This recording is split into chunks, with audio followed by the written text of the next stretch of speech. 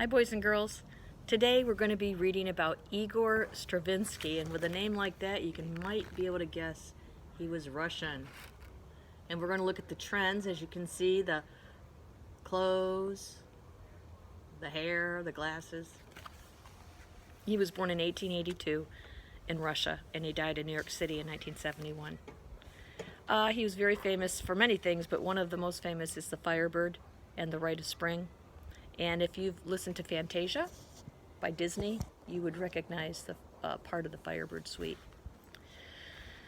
All right, the most famous riot in classical music history took place on May 29th, 1913, at the Paris premiere of The Rite of Spring. Half the people stood up and cheered, the other half screamed till their faces turned purple. The police had to arrive to break up fights. Hardly a note of the music could even be heard. That's pretty amazing. He really shook things up. Igor Stravinsky, who had written the music, left the theater and took a taxi to the park. "I have never been that angry," he said. The most wonderful event of the year to Stravinsky when he was a child was the coming of spring, the violent Russian spring that seemed to begin in an hour and was like the whole earth cracking. "Otherwise," said Stravinsky, "I do not like to remember my childhood."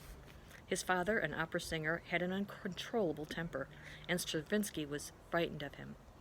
Nor was he close to his mother. Even after he was famous, she could scold him until he almost cried for not writing music like the composers she liked. Or his piano teacher, a blockhead. Stravinsky saw Tchaikovsky's The Sleeping Beauty at age 8 and started piano lessons and was soon spending 6 nights a week at the theater. Later, his parents insisted that he go to law school. But encouragement from his music teacher gave Stravinsky the idea of leaving law for music. Stravinsky was one of very few composers who reached success overnight, and that is very rare, even back then. And he did it with The Firebird. It's a ballet based on old Russian legends, and after The Rite of Spring, which some say changed the whole course of music, he was world famous for the rest of his life. He developed self-confidence and a large ego. To amuse himself, he kept a file of pictures of conductors in ridiculous poses. Stravinsky supported himself through composing. When asked about the high fees he charged, he explained, "I do it on behalf of my brother composers, Schubert and Mozart, who died in poverty." Always in search of the quiet he needed to compose, Stravinsky left Russia for Switzerland, then Paris, and finally California, where he lived in Hollywood. He married his cousin and childhood sweetheart, Catherine. One of their 4 children, Solima, was a pianist who later toured with his father. After Catherine died, Stravinsky married Vera Sudeikin, a painter, Sudeikin. "My music is best understood by children and animals," Stravinsky claimed.